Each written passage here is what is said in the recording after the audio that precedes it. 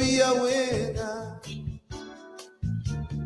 You don't have to steal to get it done. You don't have to lie and call me brother. Sometimes I think I just about had enough. Another war begins in South Africa. Oh my God. Another night of shambles, guns and knives. And the reason why it's so easy to discover is them diamonds in the ground worth more than my life. People make me cry.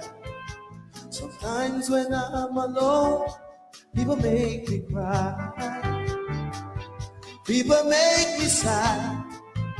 Some people in this world, they make me sad. Oh, been there.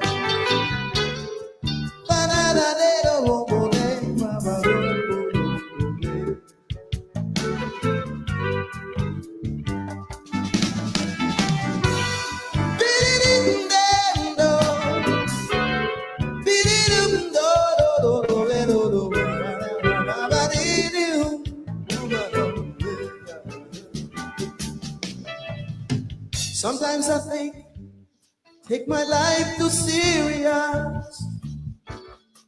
Yes, there are many things I still don't understand. But you can't say for me that I am not curious. And it would make me happy when we all make a stand. Yes. People make me cry. Sometimes when I'm alone, how I cry. People make me sad. Some people in this world, they make me sad. Hey! Voodoo baby, voodoo baby,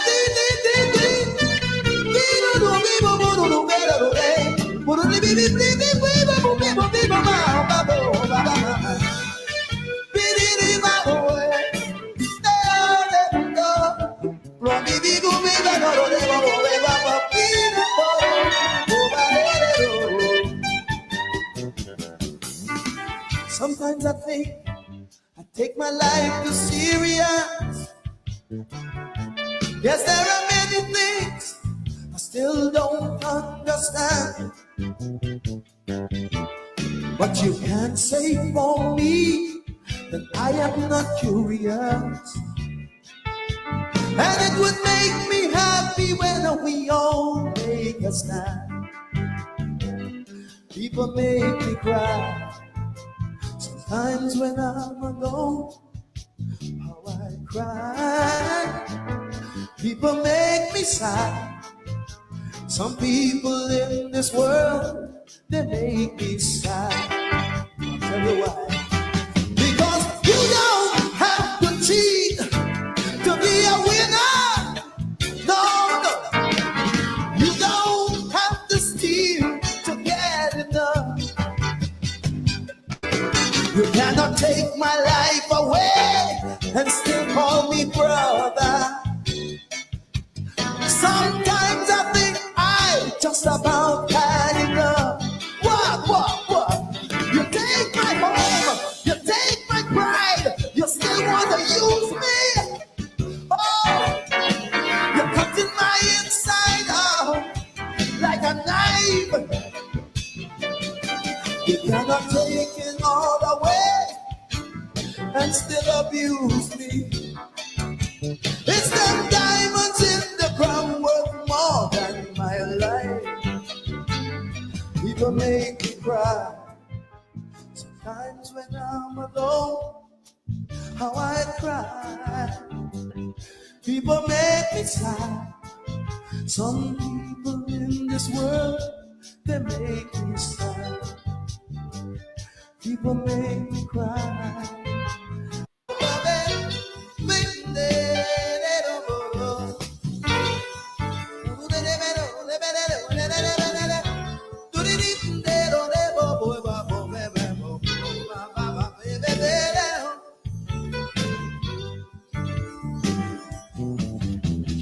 You don't have to cheat to be a winner. You don't have to steal to get it done. You don't have to lie and call me brother. Sometimes I think I just about had enough. Another war begins in South Africa. Oh my God. Another night of shambles, guns and knives. And the reason why it's so easy to discover is them diamonds in the ground worth more than my life. People make me cry. Sometimes when I'm alone, people make me cry. People make me sad. Some people in this world, they make me sad. Oh, been there.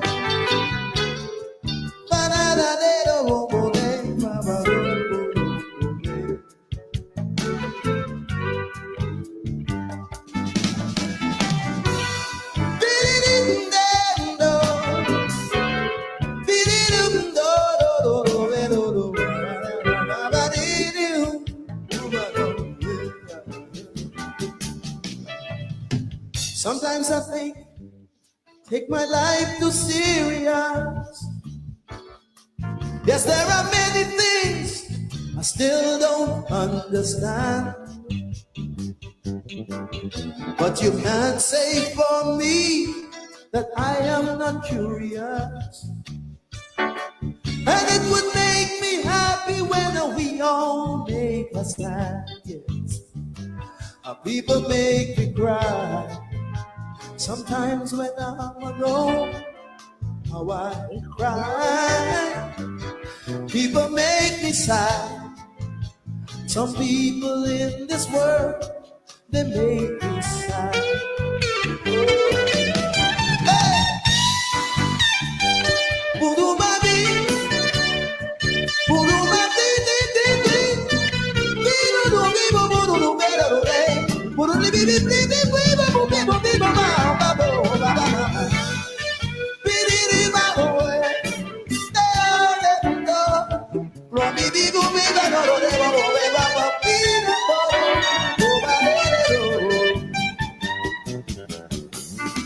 Sometimes I think I take my life too serious. Yes, there are many things I still don't understand. But you can't say for me that I am not curious. And it would make me happy when we all make a stand. People make me cry. Sometimes when I'm alone, how I cry. People make me sad. Some people in this world, they make me sad. I'll tell you why. Because you don't have to cheat to be a winner. No, no. You don't have to steal to get enough.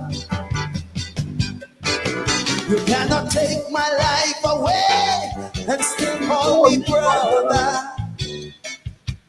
Sometimes I think I just about had enough. What? You take my home, you take my pride, you still want to use me. Oh, you're cutting my inside out like a knife. You cannot take it all away and still abuse me.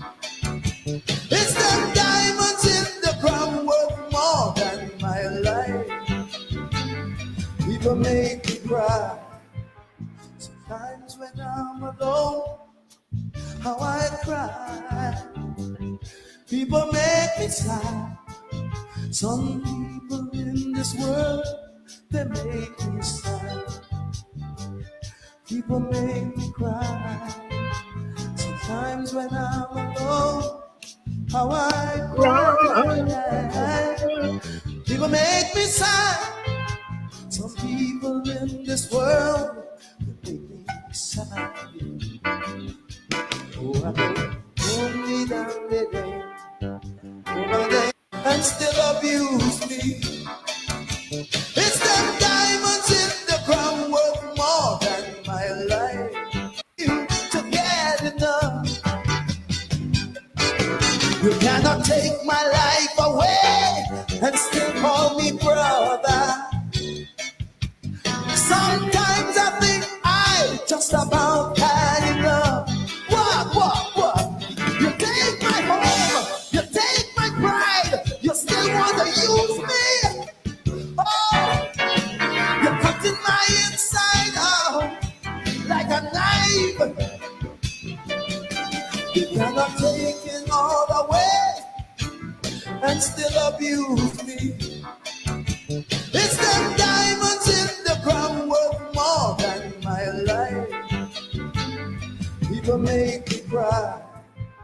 Sometimes when I'm alone, how I cry. People make me sad.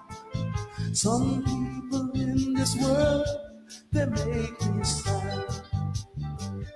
People make me cry. Sometimes when I'm alone, how I cry. People make me sad. Some people in this world, they make me sad. Oh, I know, hold me down the day.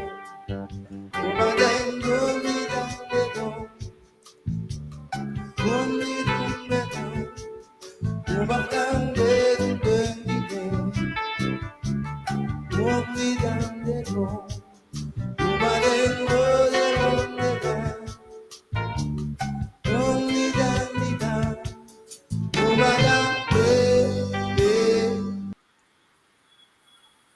King Michael Rudder, one of my favorites, little known song. It's called Africa. Some people make me sad. You don't have to cheat to be a winner. You don't have to thief to make it.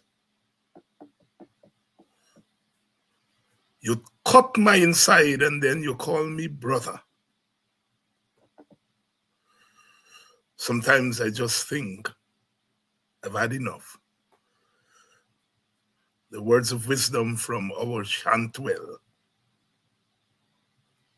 the philosopher poet of Calypso, David Rudder.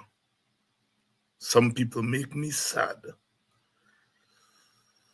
You don't have to cheat to be a winner. You don't have to steal to get it done.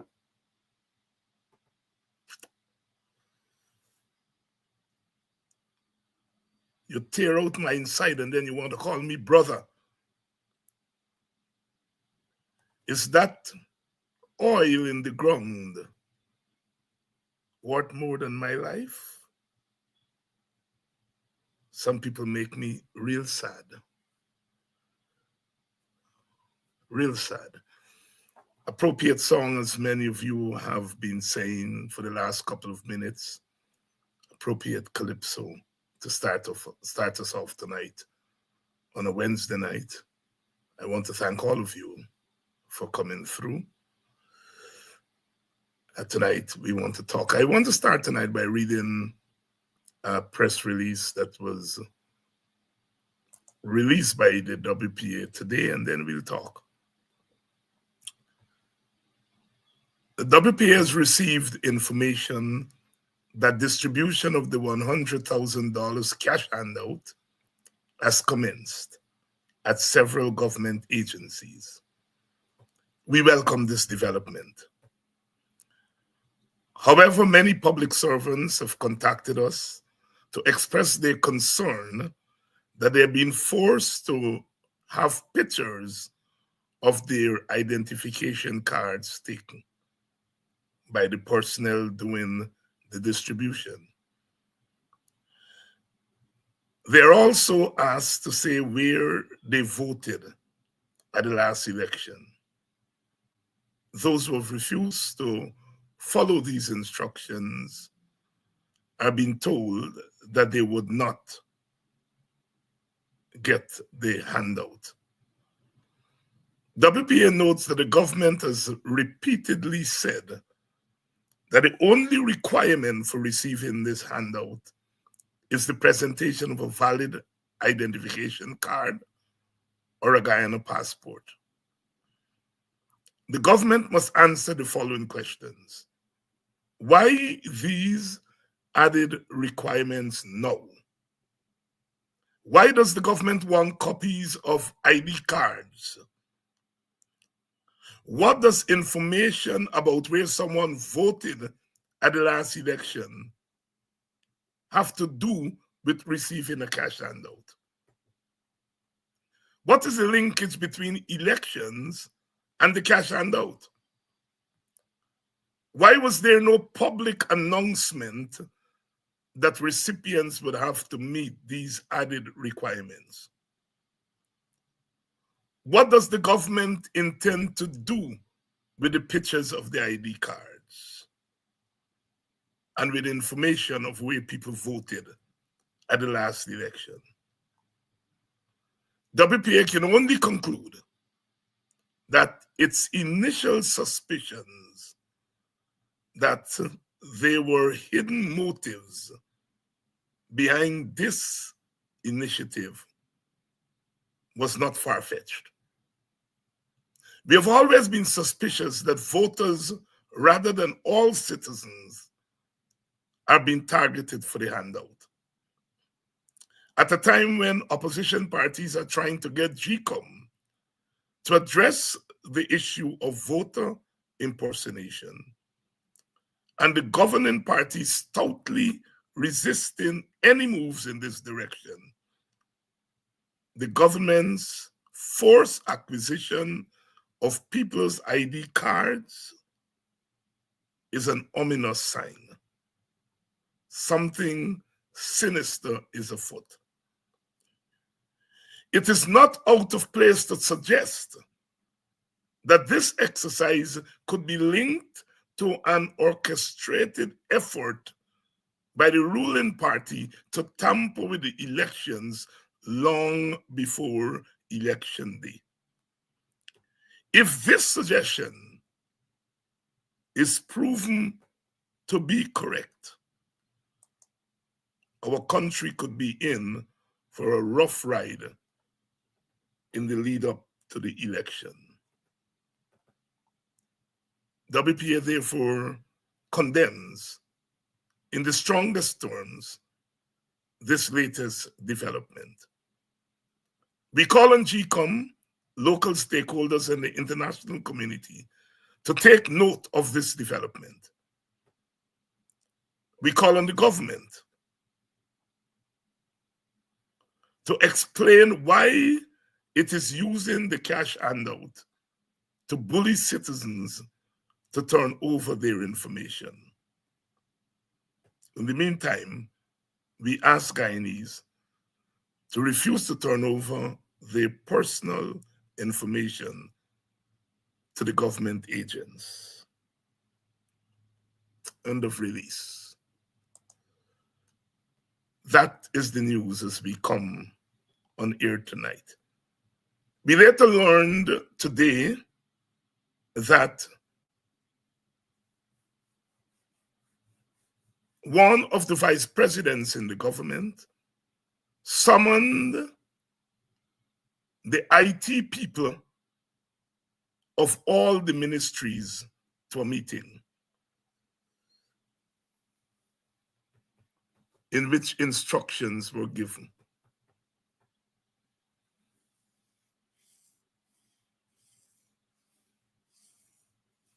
Sisters and brothers, good evening and welcome to tonight's program.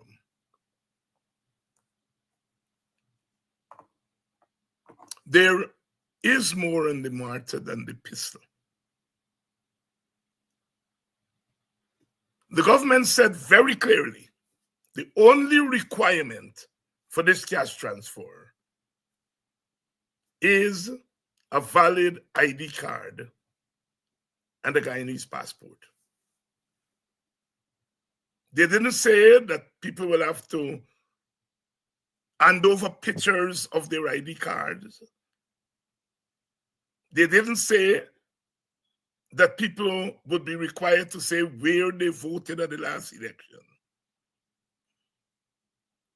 And now they have sprung this on the nation. As I said, we later learned that the IT people from the ministries were all summoned to a meeting with a vice president. As I came on the program tonight, I got calls from Canada that they're busy issuing Guyanese passports to Guyanese suspected to be supporters of the PPP. They're issuing passports to them in Canada. Understand, the Canadian embassy is busy sending applications for passports by people suspected to be supporters of the PPP to Guyana, and they're issuing these passports willy-nilly in Canada.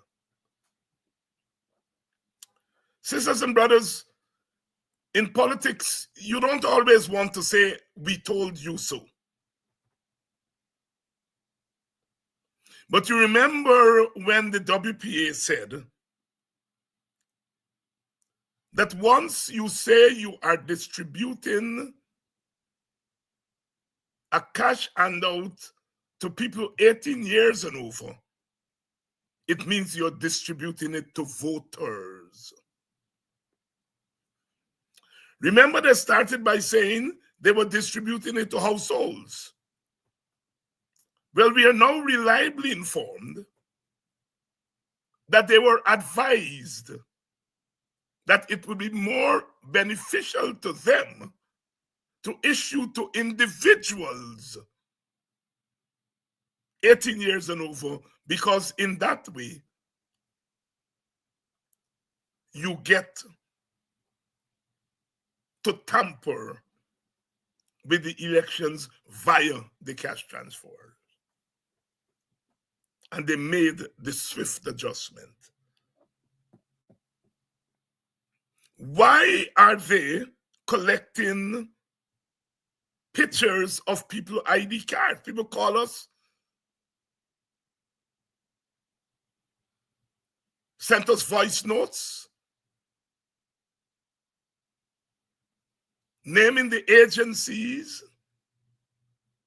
that they were today and demanding that they get pictures of people ID card. We understand what they're doing. They're scanning the bar at the back of the ID cards, and that gives them the information in front. But here is the story. The government already has the information on your ID card because you have to register to get an ID card. Why they want this new information now? And then they're asking people, bullying people, to say where they voted at the last election. Sisters and brothers, you all understand why? Why this government is so insistent on not wanting biometrics, not wanting to clean the photos, is because, you see, the government itself, Jack Dio, said, if you go to biometrics, It's getting a new voters list by the back door.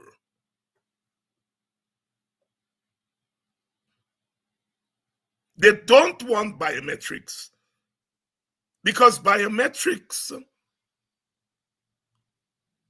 will cleanse a lot of the nastiness in the list, because a voter would have to subject themselves to biometrics. So it makes it difficult for the 200 and odd thousand names on the list to vote. So they've come up with this brilliant idea to give the cash transfer, get Guyanese excited about collecting money, and then use that process to facilitate voter impersonation. Once they have that information on your ID card, they can then reproduce ID cards with your name, your information. And once they know where you voted, so if you voted in Enmore,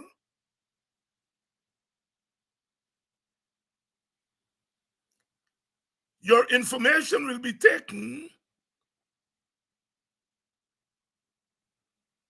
Somebody will get your identity and you will vote at Canal, across the river. You all understand what's happening here? Eh? Collect your ID information, reproduce new identification cards. The reason they want to know where you voted at the last election, because if you are John Thom and they know that you voted in Plaisance, and they create a new John Thom ID,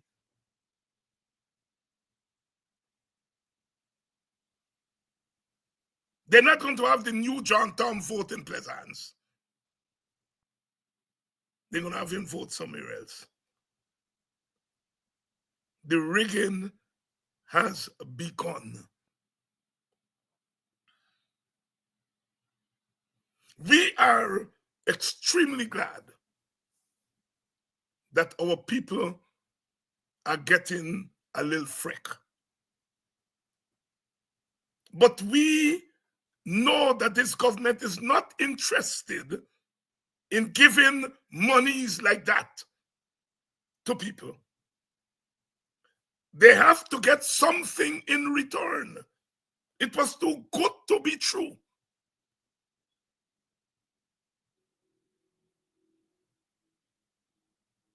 And now we know. Why do they need to meet? Why Jack Dio met with the IT people from the ministries? What is Jack Dio doing?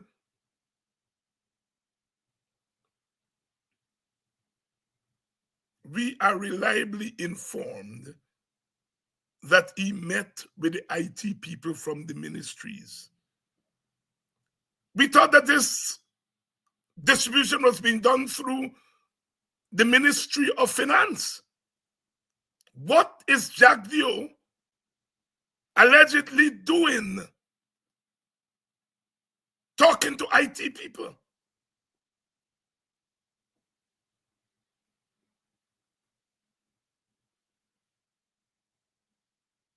We smelled a rat, and we were not wrong.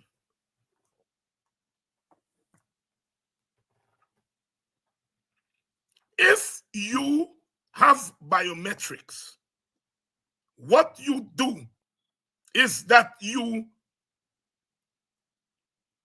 reduce the possibility of somebody voting twice because they have to do fingerprint. And if you present your fingerprint twice, you're likely to get catch.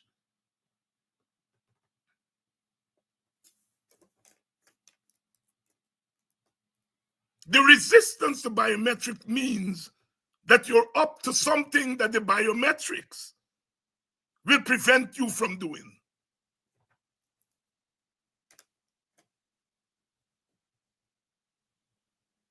And as we said, many of you said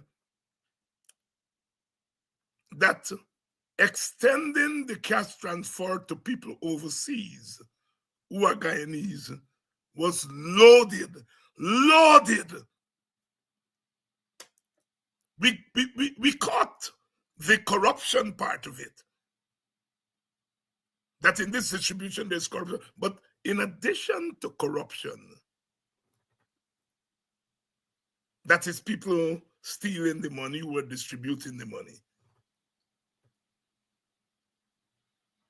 is stealing the election.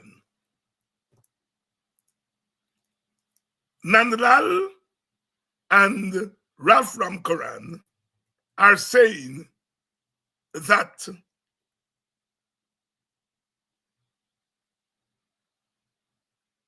to get biometrics, we have to have constitutional change. Because they say nowhere in the Constitution does it give a requirement for voting beyond being a registered voter. So there's no requirement for technology for biometrics. We are arguing that while the Constitution is silent on whether you can use technology, the Constitution does not in any way prevent the use of technology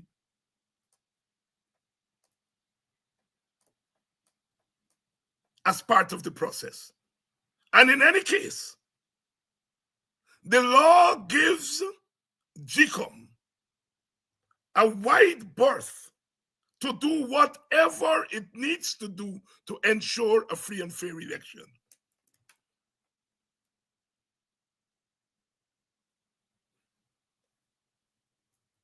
The Chief Justice ruled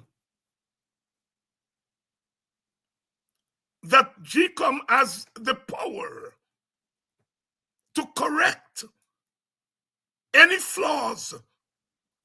And that is what led GCOM to go to the recount. Now, some people think that the recount is unconstitutional because the Constitution says that if one has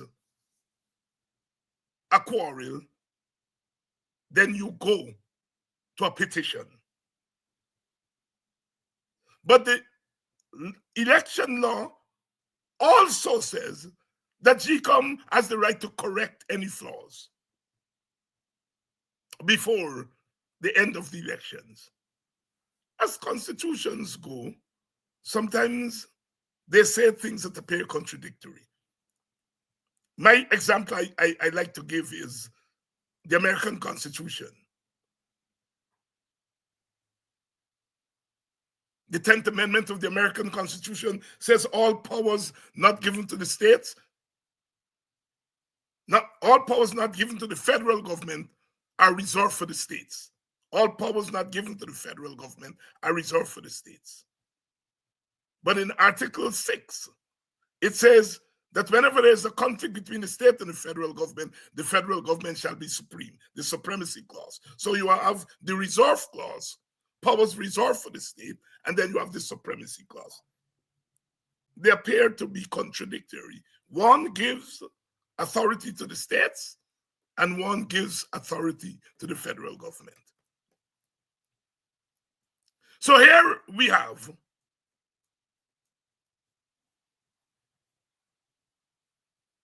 the Constitution saying that you need to be registered to be a voter, nothing else beyond that.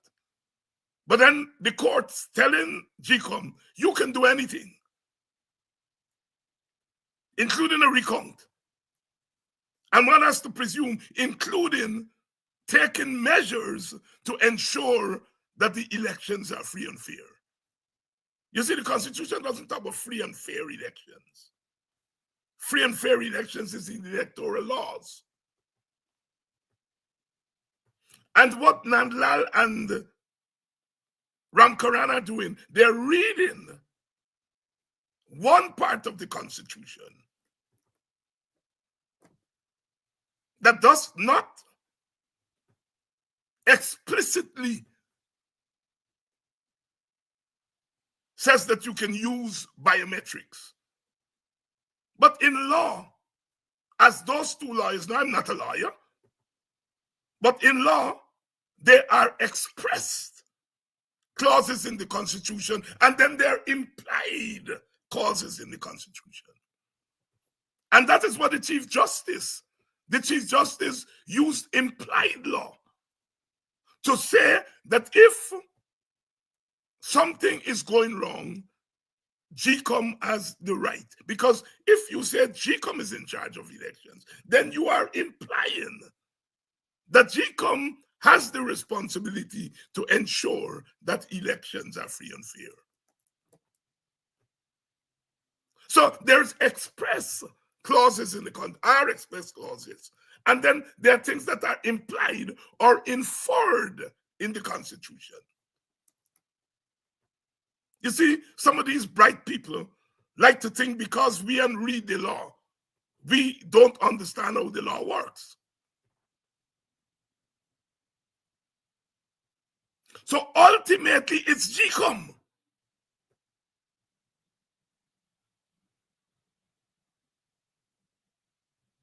GCOM had two complaints after the last election.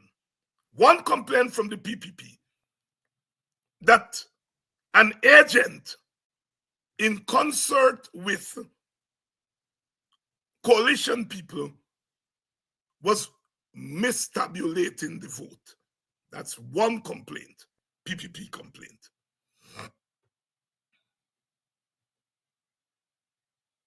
They went to court. The court said to GCOM, fix it. GCOM said, okay, the way we fix it, we're going to go to a recount. Before,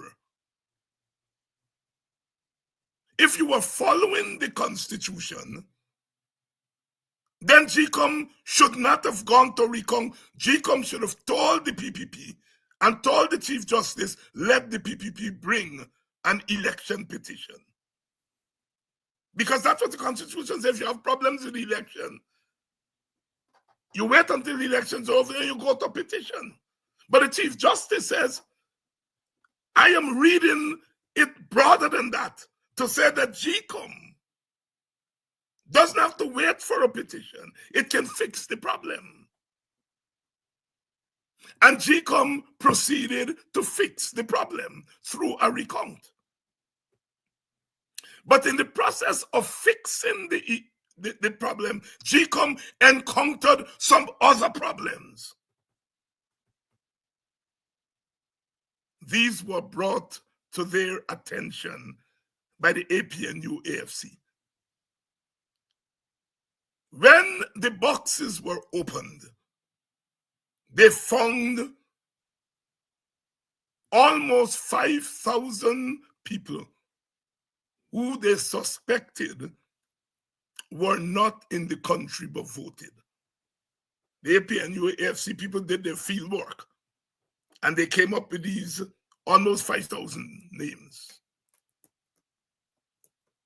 They took 2 samples of those names, GCOM shared, and sent them to the police, the immigration people. The immigration people sent back to say the majority of these names indeed were not in the country, but some of them were in the country. In a sample of 2005, they found that 173 of them were not in the country and 32 of them were in the country. GCOM did not send the entire 5,000 or close to 5,000.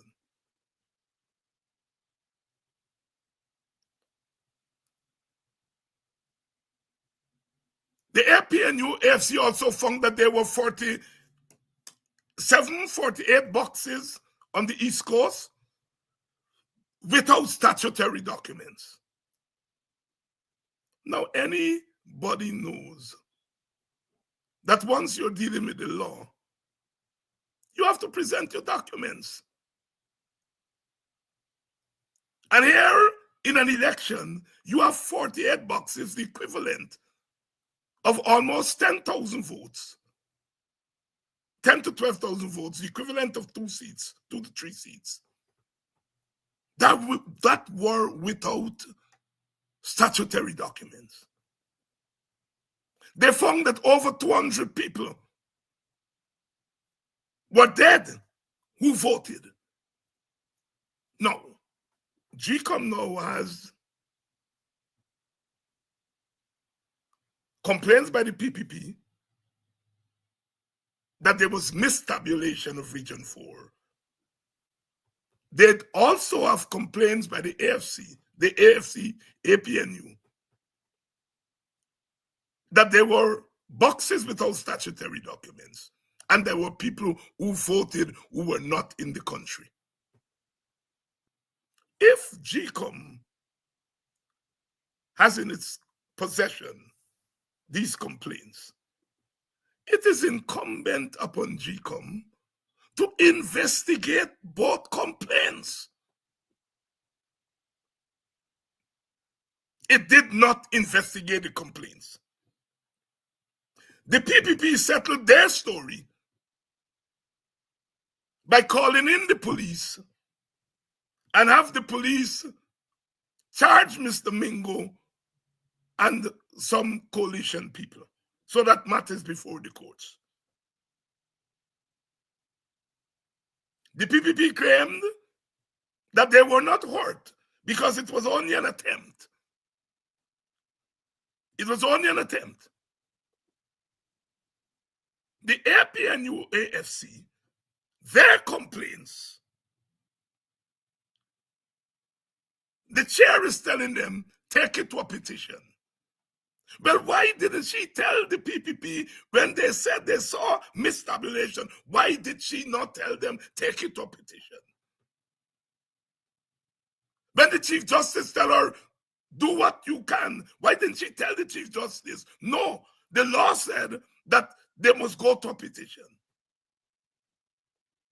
You see very clearly where the system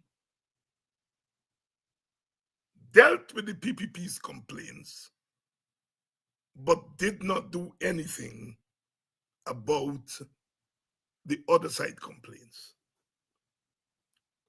Outside of the court, outside of petitions, GCOM, if they are running an election, they needed to say, there are these complaints, we should investigate to determine the validity or invalidity of these complaints.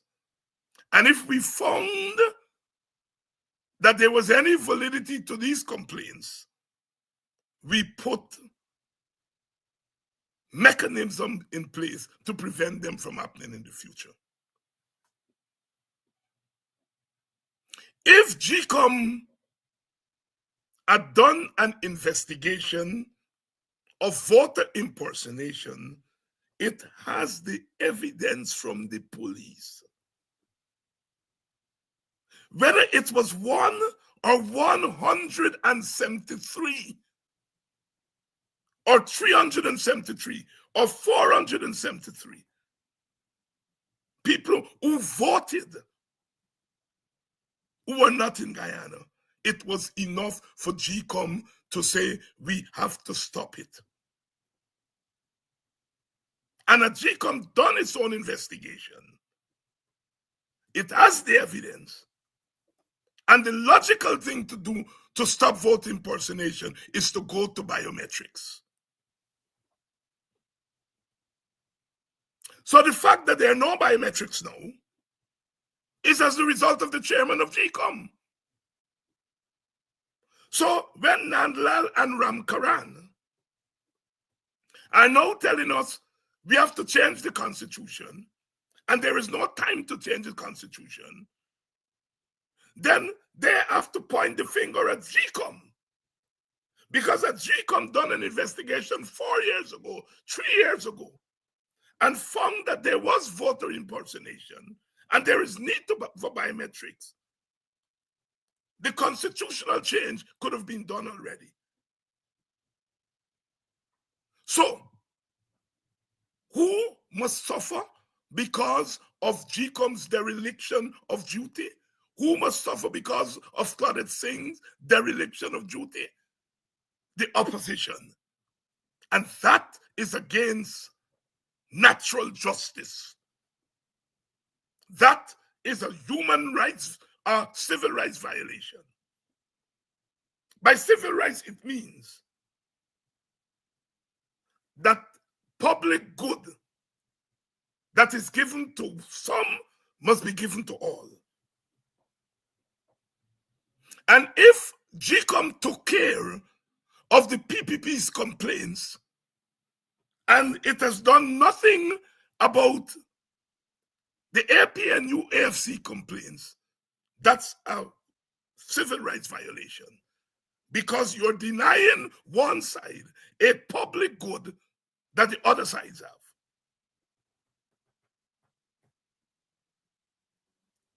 Is there time for constitutional change? Yes. Constitutional change can be done in a jiffy. It doesn't take 9 months to change a constitution. There are clear guidelines on how you change a constitution.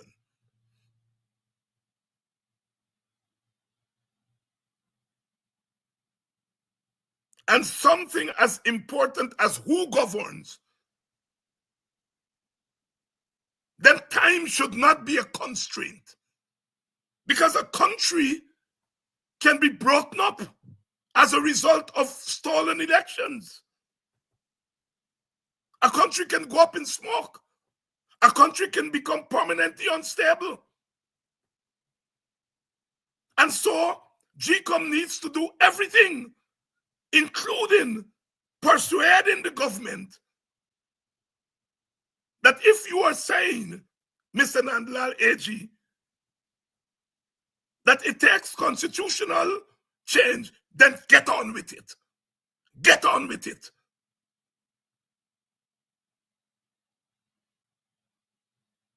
Some of us happen to believe that you don't need constitutional change. You need a simple law by the majority of parliament. But they're saying you need constitutional change and get on with it. But you see, they're saying you need constitutional change because the next argument is that you do not have time for constitutional change. So if we accept their argument that there's need for constitutional change, then do it. The opposition leader said he's prepared to support it. The AFC said they're prepared to support it. The WPA said we are prepared to support it. Whatever it takes. And we are saying if it takes more than the 9 months or 11 months or whatever number of months that are left, on Jadio's calculation, we have a year left. You're telling me we cannot get constitutional change to facilitate biometrics in a year? We can.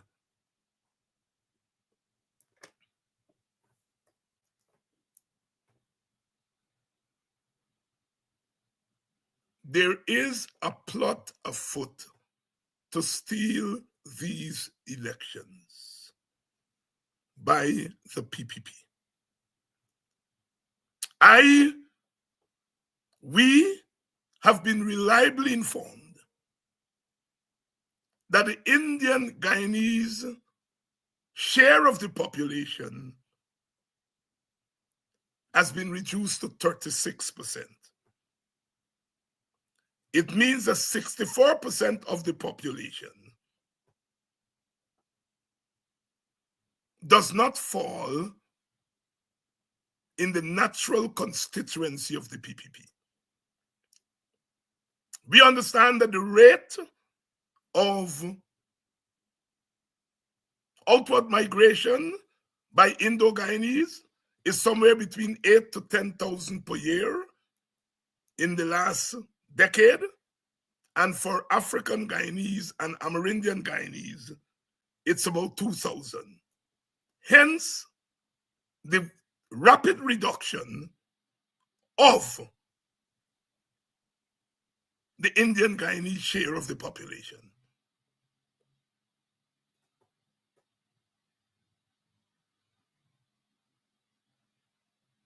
Now, your share of the population is not your share of the vote.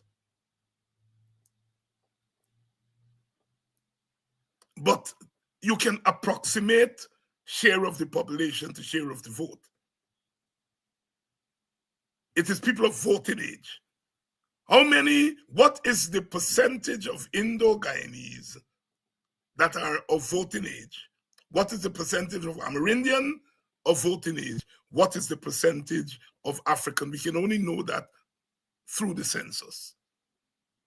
And clearly, the PPP has gone through the census numbers, and they have seen that their natural constituency, share of the population, and share of the voting population have been reduced.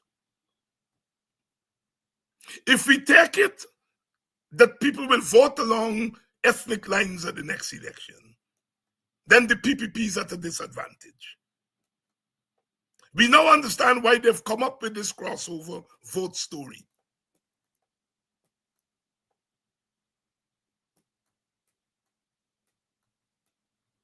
They realize at the local government election that this thing about trying to get African people to buy their votes and thing will give them a few votes, but wouldn't give them enough to win a national election. So they've given up on that. They realize that their share of the Amerindian vote is not going to be enough to make up. If every Indian vote for them, plus their share of the Amerindian vote, they will fall short. So they have to steal the votes. They're not able to buy enough. So they now have to steal the rest. And they have 200,000 names on the list from which to steal. So they will be stealing lawfully, because they're saying, the Chief Justice says, you cannot take people's name off the list. Government can do anything. You go to court, you go to Parliament, and Parliament passes a law that the electoral roll will no longer be extracted from the list of registrants, and that the electoral roll would be done via household registration. You go to Parliament and pass a law to extricate, to break away the electoral roll from the list of registrants. You pass a law. Say the electoral roll shall be complied by household registration and shall be delinked. You pass a law. You got 12 months to do it. They're making us think that it's impossible to delink the voters list from the list of registrants. They're making us think that it's impossible to change the constitution to facilitate biometrics. These things can be done in the next couple of weeks.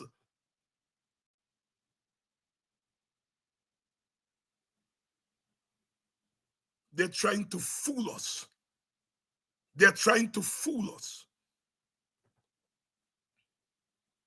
Ramkaran, who left the PPP because he said they were corrupt, and they abused him, and he left. And I think he's a nice guy.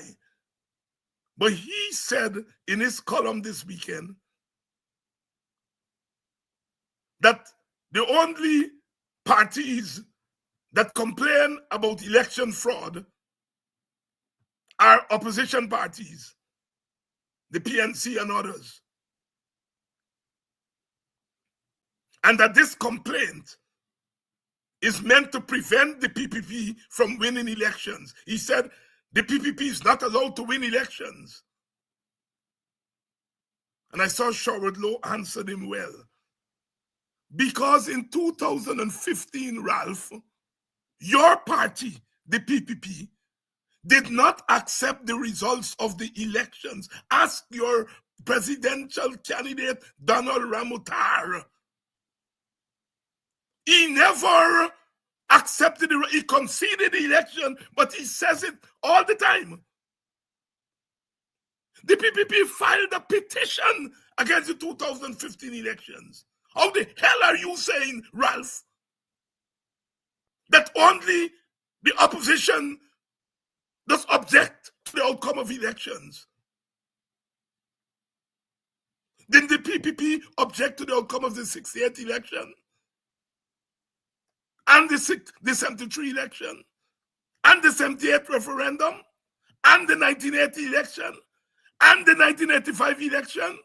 And the 2015 election? How can you sit there and lie to us that is only one set of people that's object to election outcome?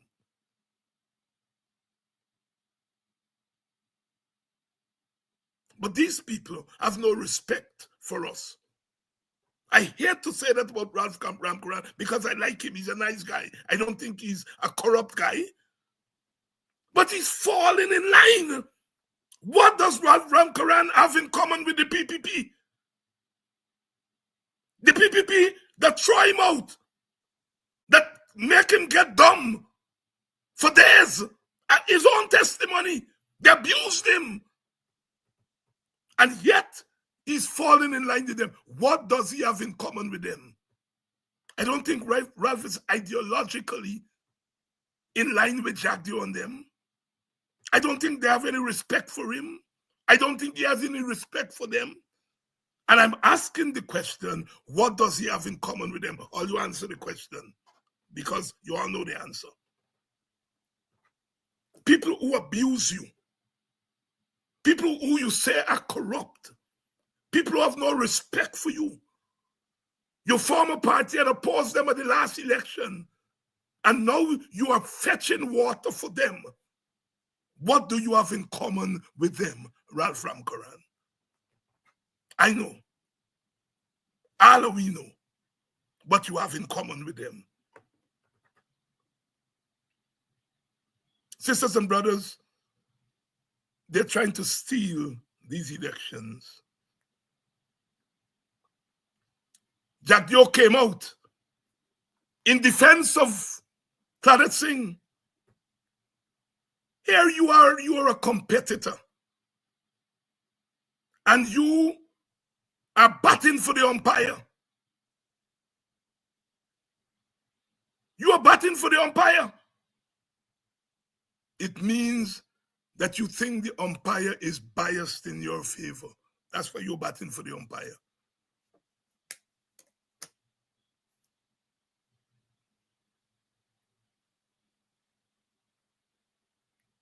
You didn't bat for Suraj Bali. You called for Suraj Bali to go because you feel that Suraj Bali was biased. And the opposition feel that Claudette is biased and they're calling for her to go. You could call for Suraj Bali to go. You could say that Suraj Bali was biased. But the opposition cannot say that Claudette is biased. The opposition has more evidence of her biasness, circumstantial evidence, and some will argue more than circumstantial evidence that she's biased. She has voted over 90% of the time with one side, an impartial arbiter but you are voting over 90% of the time with one side. How do we just watch cricket? It's hard to think of an umpire giving out only to people of one side and don't uphold any appeal from the other side. That is how used to happen in the old days. Don't happen now. Surajbali didn't use his vote. Surajbali realized that this is a partisan commission, and his role was not to vote with one side or the other. His role was to bring them to a consensus. And that's how we govern GCOM. That's how we govern GCOM. And the one time he cast the vote was when the PPP was trying to bully him to open boxes and to do recount. And he said no. And they said he must go. Justice Singh, on the other hand, used the casting vote with the PPP all the time. There is more circumstantial evidence of her or biasness than Surajbali. And as lawyers will tell you, sometimes circumstantial evidence is more reliable than actual evidence. One lawyer told me one time, he said, if somebody said they see a murder, and then you find out that the man is a blind man, he was on the scene of the murder, and he said he see the murder, but he blind. That evidence is shaky than the circumstantial evidence of murder. And so the point he's making is that circumstantial evidence can be more reliable than the actual evidence, because they say, how you know she's biased? Well, we can't get in our head to know that she's biased. We just have to say that she has voted all the time with one side. If you ask us to go in her head, we're not head surgeons, brain surgeons, and even brain surgeons can't tell you motive.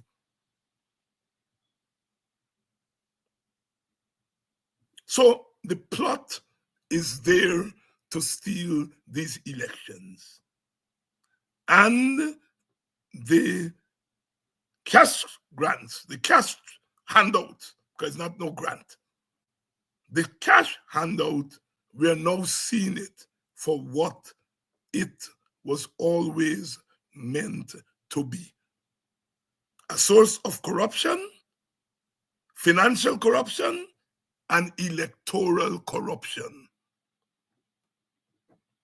We spend the time talking about the financial corruption, but we didn't spend enough time talking about the potential electoral corruption. And now we are seeing it in front of our very eyes. We are seeing it in front of our very eyes. Give us the picture of your ID card. Tell us where you voted in that. What does that have to do with cash grant? Are you saying people who vote in boxing will get less than people who vote in a hinterland community? What are you? Why do you need where people vote? What is the relationship between place of vote and the cash grant? Are you saying people who live at the front of villages will get more than people who live at the back of villages? What is the relationship?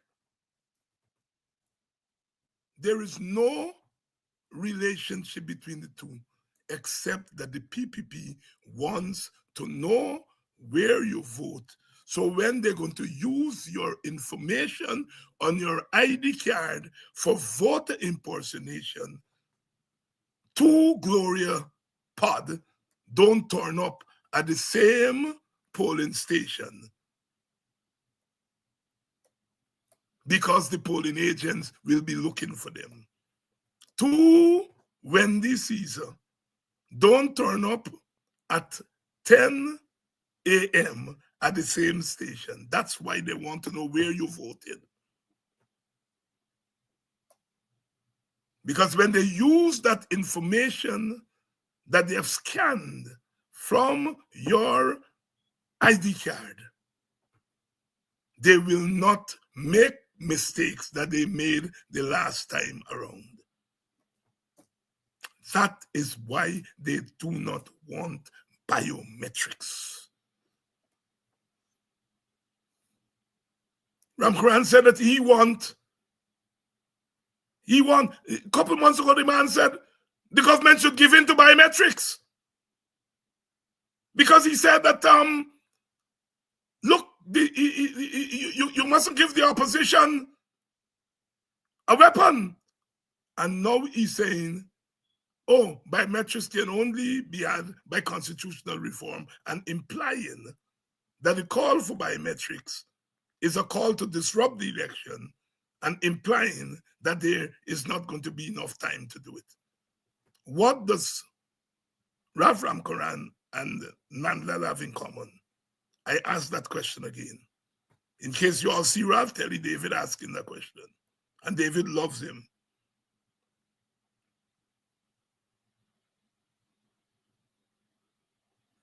You don't have to cheat to be a winner.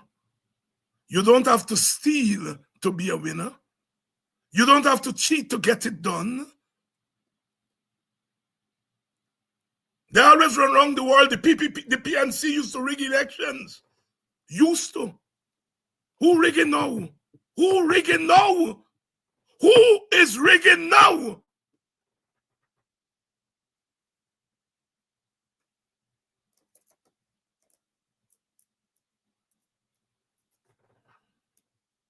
We have to push this issue to its logical conclusion. The media were asking us on Monday, what happens if you don't get biometrics? What happens if you don't get a clean voters list? And our answer to them that we don't know. What we know is we are fighting to get biometrics and a clean voters list now. And if we get to the point where the government, along with GCOM chair, deny Guyanese the right to participate in a free and fair election that not only is free and fair in letter, but is free and fair in spirit. What happens will be determined by their action, not by me, not by Norton, not by Nigel Hughes. So we say, release the census. We say, stop taking people's personal information in exchange. What they're doing is, in effect, buying votes with $100,000. They're buying your ID card. They're buying your personal information with $100,000. That's what they're doing. That's what they're doing.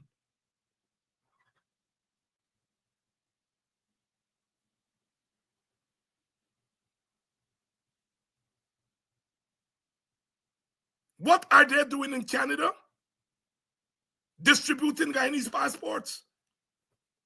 Now we all know that Guyana doesn't have dual citizenship. But we all know that there are people who are citizens of other countries who still hold on to the Guyanese passport. And now those passports are going to come in handy for the PPP.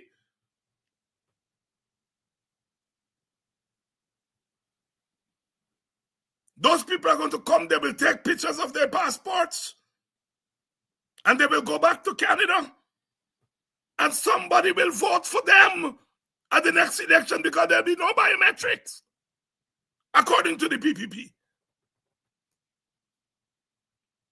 They will come home for Christmas from Canada. They will come home for Christmas from Suriname. They will come home to Christmas from Queens. They will collect the $500. They will sport. And they will hand over their information to be used in voter impersonation. And they've gone back to Canada, gone back to Queens, gone back to Suriname, gone back to French Guiana. That is why they do not want biometrics. And that is why we have to insist on biometrics. If the census is showing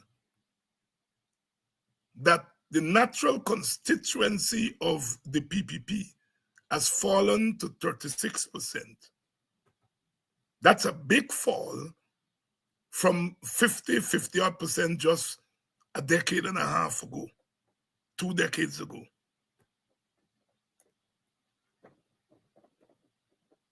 They try a thing to buy black people vote.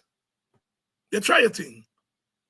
They may be able to buy a few hundred, but the thousands that they were expecting to buy, they realize they can't buy it because the racists like David Hines are preventing them from buying it. Because we are saying to black people, they can't dig out your eye. They can't murder you and call you a brother and call you a sister. They don't like you. Not all of them, but enough of them don't like you because of your race.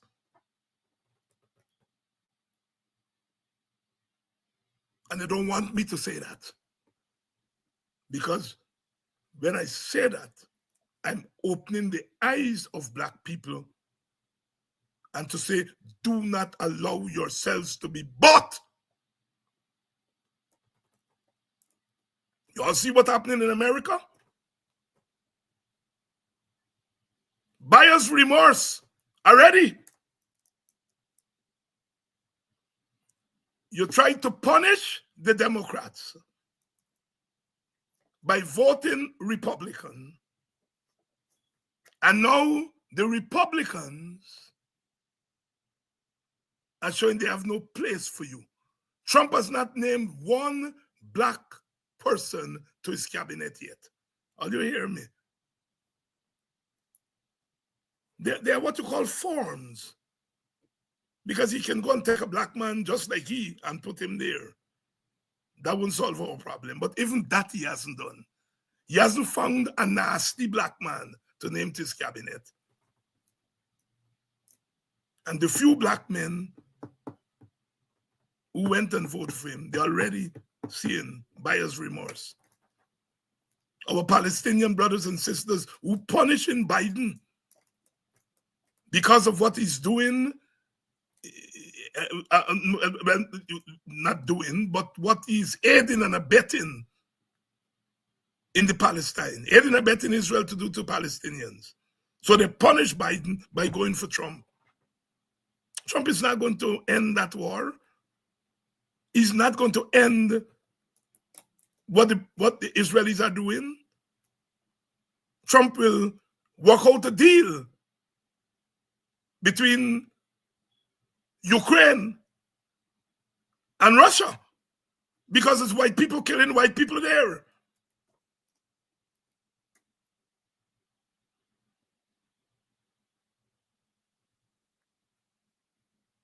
Black people, you all do not allow yourselves to be bought. And since they can't buy you, they have to go and steal. They have to go and thief. And those of our Indian brothers and sisters who are on our side, you all got to do some guerrilla work in the Indian community and bring over some of your people under the cover of the dark at night. Because it's going to be difficult for Indian people to vote for us. They're going to torment them long before the election. But those of you who have already shown your hand, do guerrilla work in the Indian community. Do guerrilla work. You can't want me to go in and to do that kind of work. If I go into an Indian community, they know what I'm coming there for. But if our Indian brothers and sisters do what is needed, then we can get some guerrillas coming over. We have to get rid of the PPP in order to accommodate the representatives of Indian people. I cannot tell Indian people don't vote PPP. I can't do that. And I can't make an argument to Indian people why they should vote for us rather than the PPP. It's difficult to make that argument now. It's too late to make that argument now. I respect the right of Indian people to vote for the PPP if they feel the PPP looks after their interests. I believe the representative of Indian people should be at the table to make decisions on behalf of Indian people. I believe that. I believe the representative of African people and the representative of Amerindian people should be at the table to make decisions, because the people vote for us based on their interests wrapped up with race, our race. We fool ourselves if we deny that. But I think we have to get the PPP off the table by voting them out of office in order to bring them back on the table in the national government. But that is down the road, because the PPP is saying they don't want national government. They don't want to share. They want everything for themselves. And if people are nasty, scraven, glutton, you have to get them out of the way. And then sometime down the road, when they're ready for a national government, we can talk. At the end, Black people alone can't run Guyana successfully. Indian people alone can't run Guyana successfully. Amerindian people alone cannot run Guyana successfully. For Guyana to be successfully governed, all of us ultimately have to be at the table. But for now, the PPP does not have one national bone in its being. So they have to be moved out of the way for us to go and prepare the wicket for a proper national government down the road. We have so much work to do. So much work to do. Look at how our people are killing themselves on the road. Because there's no fear. There's no fear that the law will prevent them from breaking the law on the road. Rickford Burke and myself and Mark and all of us, Sherrod, all of us, we have to be afraid of what we say. Because if we talk out the turn, they come to us with cybercrime. But they cannot prevent our people from killing themselves on the road.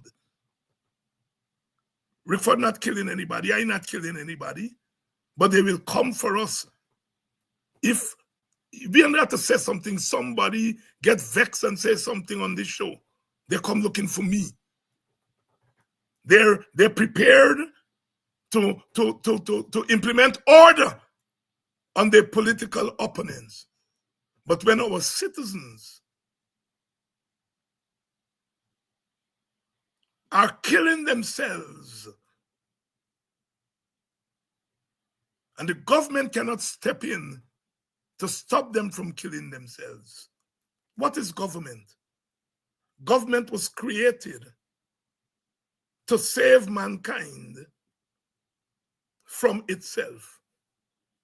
It was Hobbes who said, mankind in his natural state, his life would be short, nasty, and brutish. And so we create government to prevent us from being short, nasty, and brutish. And in Guyana, once you put Guyanese behind a car wheel, their life becomes short, nasty, and brutish. And the government that they have put in place to prevent them is doing nothing about it. The government transacts with the police, and the police transacts with the drivers. The government shake down the police to go after their political opponents. Look how much money they're saying Calvin Brutus get. Calvin Brutus and work for the money. But it is a transaction, and that is why that whole story is so laden. And I'm glad Brutus said he's suing all of them, and let us sue Mati and sue Mati. It's a transaction. The PPP buys the top brass of the police. It gives them something in return for their loyalty. It gives them something in return for them to bash in the head of their black brothers and sisters. And then the police, top brass, transacts with the police at the bottom. And the police at the bottom who go out on the street as traffic cops, they enter into a transaction with the drivers. You do craziness on the road because you know if you get catch, you give the police a raise. I driving in Guyana and the police stand up right there, traffic police. And people are doing craziness on the road in front of the police. One day see a little police by with the phone. He stand up at the junction there at Oval. Watching the phone. If you see what the drivers are doing. I pull over and say, officer, you see what's going on? He said, yes, sir. I see what's going on. I can't do nothing.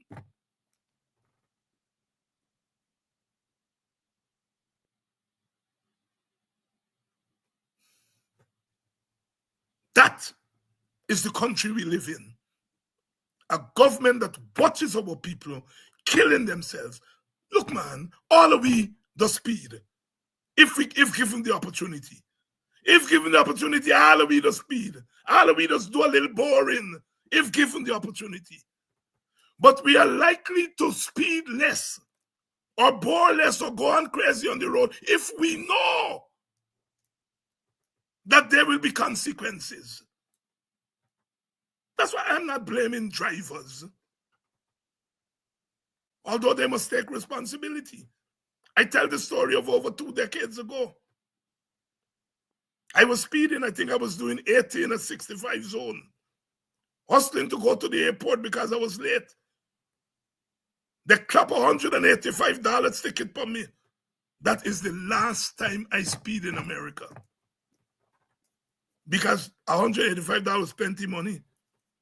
And if I had to pay $185 every week or every month, I would be a broke man.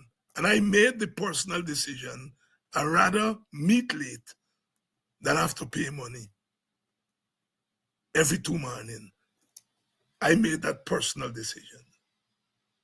So yes, there's a responsibility for us as individuals, but we put a government to do things which we cannot do for ourselves. That's what government is there for. And if we are not able to control ourselves on the roadways, then our government has to help to do that. But when we have a government cannot control itself on the political roadways, on the moral roadways, it cannot tell car drivers and truck drivers anything. You hear what Jack Dealer said? Make money, make money. So the sand truck making money, speeding down. The more sand, or the quicker they can deliver the sand, the more money, make money, make money. That jackass for vice president tells people he is responsible. largely for killing people on the street, make money. But the minibus driver going for make money. The Sam truck man make money. That jackass for a vice president.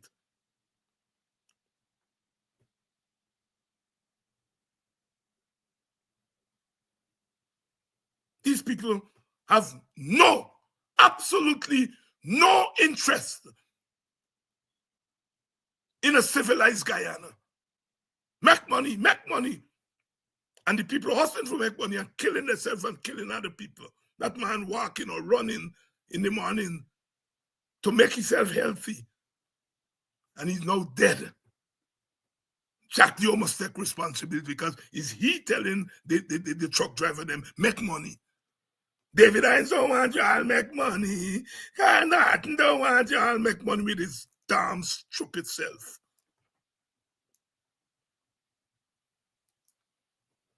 Make money at what cost? To your life?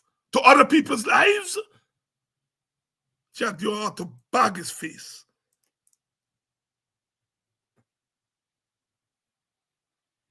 So, sisters and brothers, we are in the midst of the biggest thief that we will see if we allow it to happen. And we must not allow it to happen. We must circle this government, encircle them, and prevent them from stretching their tentacles to places where they should not go. And to keep our country from going down the road of savagery, because that's where they're taking us. That's where they're taking us. I got a couple of people to thank for your donations.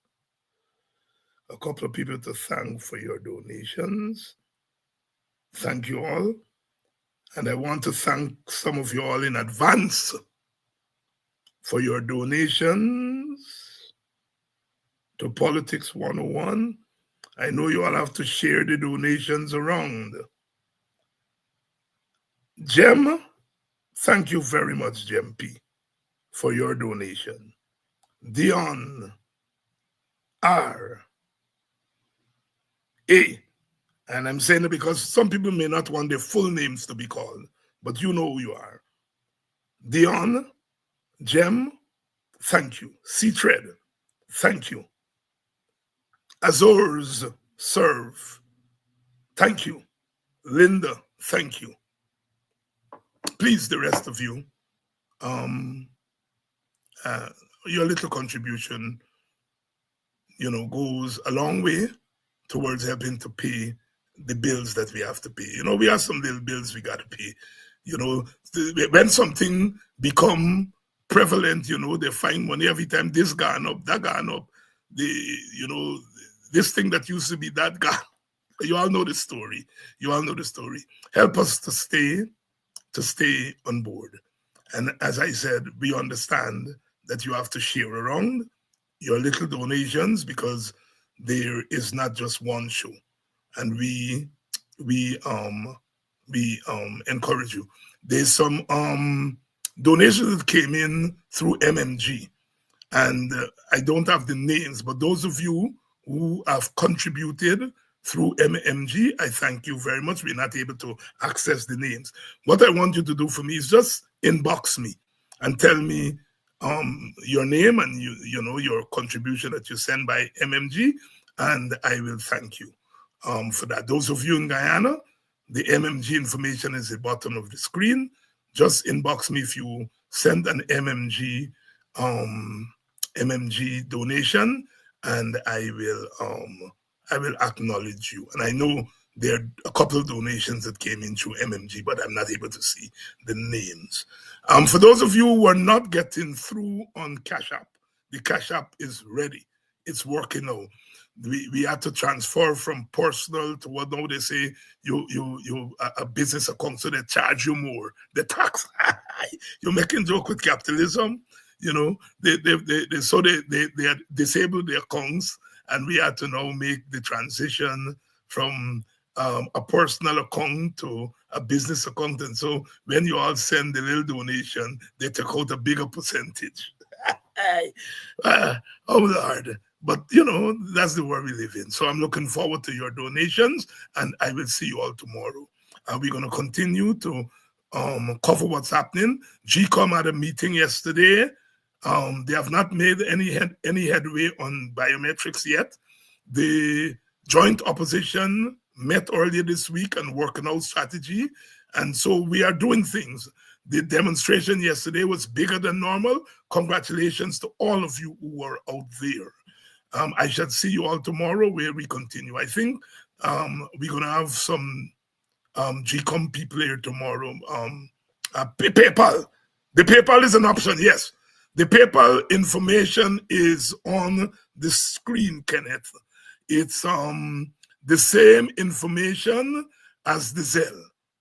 The same information as Zelle, the same phone number, the same email address you can use for PayPal. Yes, so it's there on the screen.